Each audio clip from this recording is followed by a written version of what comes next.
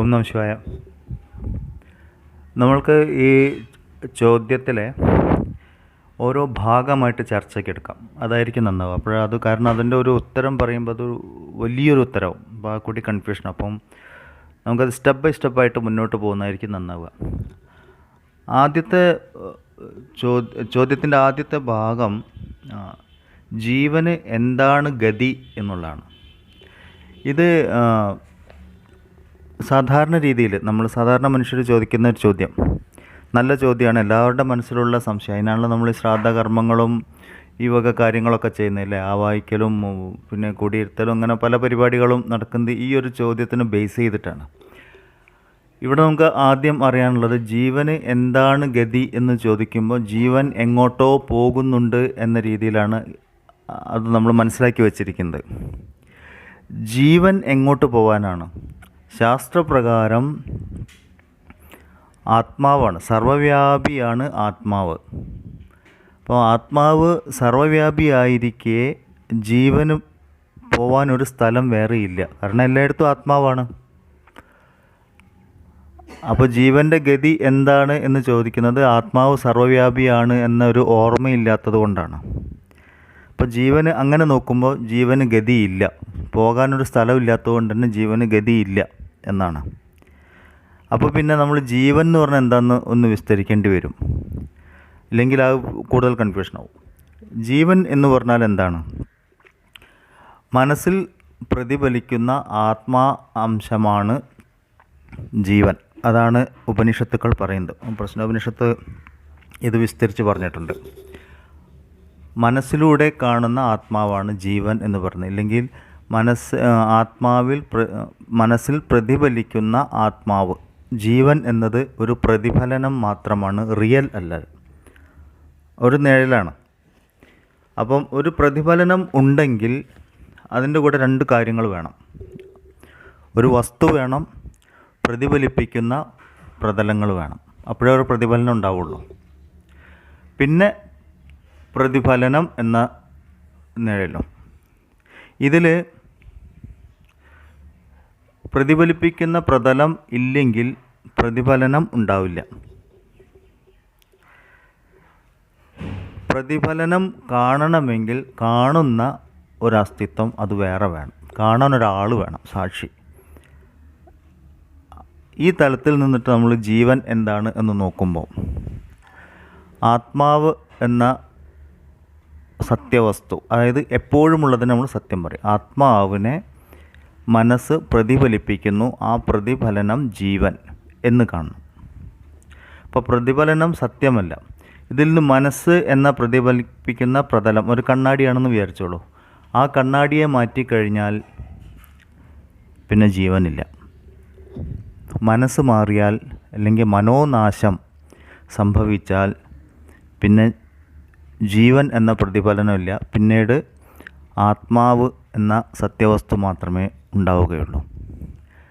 ഈ മനസ്സിൻ്റെ സ്വഭാവം അനുസരിച്ച് കണ്ണാടിയുടെ പ്രതലം എങ്ങനെ ഇരിക്കുമോ അതുപോലെ ഇരിക്കും പ്രതിഫലനം എന്ന് പറഞ്ഞ പോലെ മനസ്സിൻ്റെ സ്വഭാവം അനുസരിച്ച് ജീവത്വം മാറി മാറി അനുഭവപ്പെടുന്നു.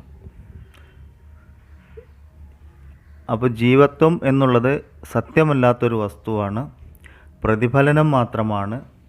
മനസ്സിൽ കൂടി കാണുന്ന ആത്മാവിൻ്റെ അംശത്തെയാണ് നമ്മൾ ജീവൻ എന്ന് പറയുന്നത്. അതൊരു ടെക്നിക്കൽ ടേം, ഒരു സാങ്കേതിക പദം മാത്രമാണ്. ജീവൻ എന്നതും ജീവത്വം എന്നുള്ളതുമാണ് ഏറ്റവും വലിയ അന്ധവിശ്വാസം എന്നാണ് വിവേകാനന്ദ സ്വാമി പറഞ്ഞിരിക്കുന്നത്. വേദാന്തം അറിയുന്നവരെല്ലാവരും അത് തന്നെയാണ് പറഞ്ഞിരിക്കുന്നത്. അപ്പോൾ ഉപനിഷത്ത് പഠനത്തിൽ കൂടെ നമ്മൾ നോക്കുമ്പോൾ ജീവൻ എന്നത് ഒരു അന്ധവിശ്വാസമാണ്, സാങ്കേതിക പദമാണ്. നമ്മൾക്ക് ഈ ശരീരത്തിനോട് തോന്നുന്ന ഒരു തന്മയത്വം, എന്ന് പറയുക ഐഡൻറ്റിഫിക്കേഷൻ, അതാണ് ജീവൻ എന്ന് പറയുന്നത്. അതുകൊണ്ട് ജീവൻ എന്ന വസ്തു ഇല്ല. അപ്പോൾ പിന്നെ ജീവൻ്റെ ഗതി ഉണ്ടോ എന്ന് ചോദിച്ചാൽ വസ്തുവേ ഇല്ല, ജീവനേ ഇല്ല. അപ്പോൾ പിന്നെ ഗതിൻ്റെ ഒരു സാധനം ഇല്ലല്ലോ, ഗതിയും ഇല്ല. പക്ഷേ നമ്മൾ മനസ്സിലാക്കാനുള്ളൊരു കാര്യം, ഈ ജീവൻ എന്ന പദം എന്തിനു തന്നു എന്നുള്ളതാണ്. നമ്മളെല്ലാവരും ജനിച്ചിരിക്കുന്നത്, മനുഷ്യരെല്ലാം ജനിച്ചിരിക്കുന്നത് ആത്മാന്വേഷണത്തിന് വേണ്ടിയിട്ടാണ്. നമ്മളെല്ലാം ഈ നിരീശ്വരവാദിയായാലും യുക്തിവാദിയായാലും ഈശ്വരവാദിയായാലും എല്ലാ കർമ്മങ്ങളുടെ പിന്നിലുള്ള അന്വേഷണ ത്വര, അല്ല, ഒരു മോട്ടിവേറ്റിംഗ് ഫാക്ടർ എന്ന് പറയും, അത് ആനന്ദ അന്വേഷണമാണ്. ഈ ആനന്ദ അന്വേഷണത്തിൻ്റെ അവസാനമാണ്, എത്തിച്ചേരുന്ന സ്ഥലമാണ് നമ്മൾ ആത്മാവ് എന്ന ഭാവത്തിലും ആത്മസാക്ഷാത്കാരം എന്നൊക്കെ അനുഭവിക്കുന്നത്. അപ്പോൾ എല്ലാവരും ആനന്ദാന്വേഷണത്തിലാണ്, എല്ലാവരും ആത്മാന്വേഷണത്തിലാണ്.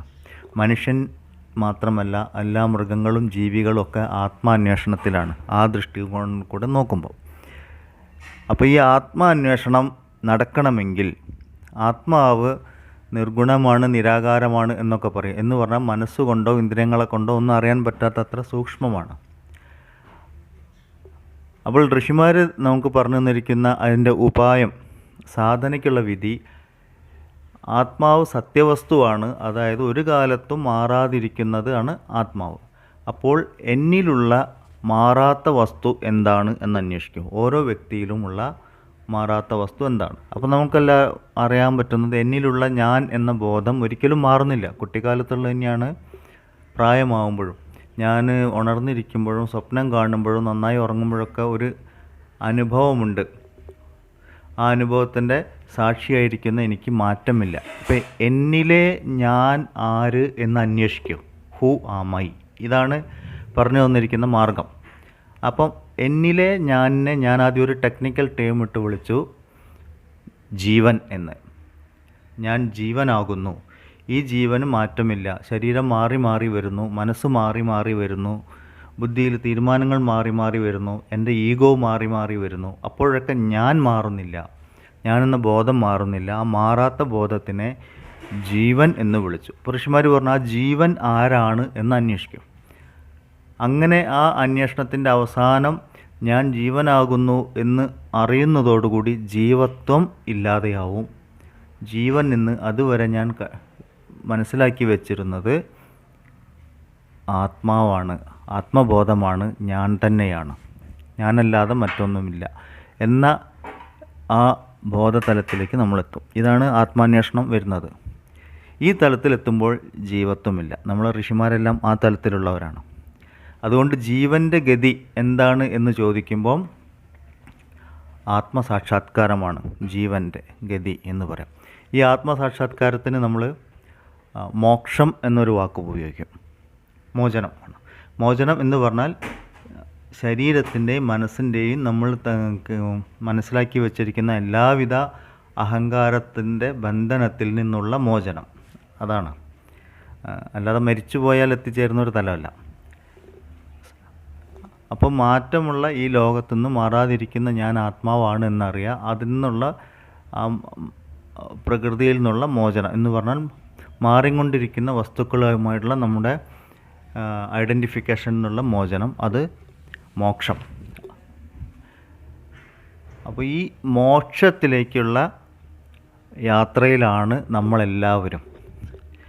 അപ്പം ജീവൻ്റെ ഗതി എന്താണ് എന്ന ചോദ്യത്തിന് ഒറ്റ വാക്കിൽ ഉത്തരം പറയണമെങ്കിൽ മോക്ഷമാണ് ജീവൻ്റെ ഗതി.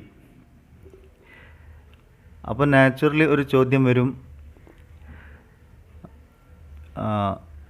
അങ്ങനെയാണെങ്കിൽ ജീവൻ ആത്മാവാണെങ്കിൽ പിന്നെ മോക്ഷത്തിൻ്റെ ആവശ്യമുണ്ടോ എന്നൊരു ചോദ്യം അവിടെ വരും. അപ്പോൾ നമുക്ക് മനസ്സിലാക്കാനുള്ളത്, ജീവത്വം ഉള്ളിടത്തോളം കാലം, അതായത് അജ്ഞാനം ഉള്ളിടത്തോളം കാലം നമ്മൾ ആനന്ദത്തിന് വേണ്ടി പ്രയത്നിച്ചുകൊണ്ടിരിക്കും.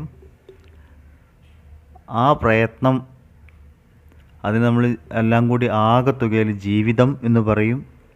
അതിനെ പ്രത്യേക ഒരു ലക്ഷ്യത്തിലേക്ക് തിരിച്ചു വിടുമ്പോൾ അത് സാധനയായി, തപസ്സായി. ഈ അജ്ഞാനനാശം, ജീവത്വം ഇല്ലായ്മ, അജ്ഞാനനാശം ആണ് ലക്ഷ്യം. അജ്ഞാനം ആയത് കാരണം അജ്ഞാനനാശം എന്ന് പറയുമ്പോൾ ജ്ഞാനത്തിൻ്റെ ഉദയമാണ്. അതുകൊണ്ട് നമ്മളെന്ത് പറയും? ജീവൻ്റെ ഗതി അവനവനെ ശുദ്ധീകരിക്കലാണ്, അവനവൻ്റെ അജ്ഞാനം ഇല്ലാതെയാക്കലാണ്. അപ്പോൾ നമുക്ക് രണ്ട് ഉത്തരമായി. ജീവൻ്റെ ഗതി എന്താണ് എന്ന് ചോദിച്ചാൽ ജീവൻ്റെ ഗതി ശുദ്ധീകരണമാണ്, അവനവനെ ശുദ്ധീകരിക്കുക എന്നുള്ളതാണ്. ജീവൻ്റെ ഗതി മോക്ഷമാണ്. ഈ ശുദ്ധി, ഏറ്റവും ശുദ്ധമായ അവസ്ഥ, ഒരു മാലിന്യങ്ങളുമില്ലാത്ത, ലളിതാ സഹസ്രനാമത്തിൽ നിർലേപായേ നമഃ, നിർമ്മലായേ നമഃ എന്നൊക്കെ പറയുന്ന ആ അവസ്ഥ, അതിലേക്കുള്ള യാത്രയാണ് ജീവൻ്റെ ഗതി. അപ്പോൾ ഞാൻ ഇതെല്ലാം കൂടി നമ്മൾ ഒരുമിച്ച് ഒരു ക്യാപ്സ്യൂളായിട്ട്, ഒരു സമ്മറി ആയിട്ട് പറയാം. ജീവൻ എന്നത് ഒരു സാങ്കേതിക പദം മാത്രമാണ്. മനസ്സിൽ പ്രതിഫലിക്കുന്ന ആത്മാവിനെയാണ് നമ്മൾ ജീവൻ എന്ന് പറയുന്നത്. അതിനെ നമ്മൾ ഞാൻ എന്ന അഹങ്കാരമായിട്ട് അനുഭവിച്ചുകൊണ്ടിരിക്കുന്ന, അഹങ്കാരം എന്ന് പറഞ്ഞാൽ നമ്മളിങ്ങനെ ആരടാ ഞാനടാ ചോദിക്കുന്ന അഹങ്കാരമല്ല, ശരീരത്തിനോട് ചേരുന്ന ബോധം, അതിനാണ് അഹങ്കാരം എന്ന് പറയുന്നത്. അതായിട്ട് അനുഭവിച്ചു കൊണ്ടിരിക്കുന്നു. ആത്മാന്വേഷണത്തിൽ, സത്യാന്വേഷണത്തിൽ ജീവത്വം എന്ന അജ്ഞാനം നഷ്ടപ്പെടുന്നു. അതുകൊണ്ട് തന്നെ ജീവൻ്റെ ഗതി എന്താണ് എന്ന് ചോദിച്ചാൽ മോക്ഷമാണ്. അജ്ഞാനത്തിൽ നിന്നുള്ള മോചനത്തിനുള്ള ശ്രമമാണ് ജീവിതം. ശുദ്ധീകരണമാണ് ജീവിതത്തിൻ്റെ ലക്ഷ്യം. അതുകൊണ്ട് തന്നെ ജീവിതത്തിൻ്റെ ഗതി ശുദ്ധീകരിക്കലാണ്. അവനവനെ ശുദ്ധീകരിച്ച് അജ്ഞാനത്തിൽ നിന്ന് മോചിപ്പിച്ച് മോക്ഷത്തിലേക്ക് നീങ്ങലാണ് ജീവൻ്റെ ഗതി. ഓം നമഃ ശിവായ.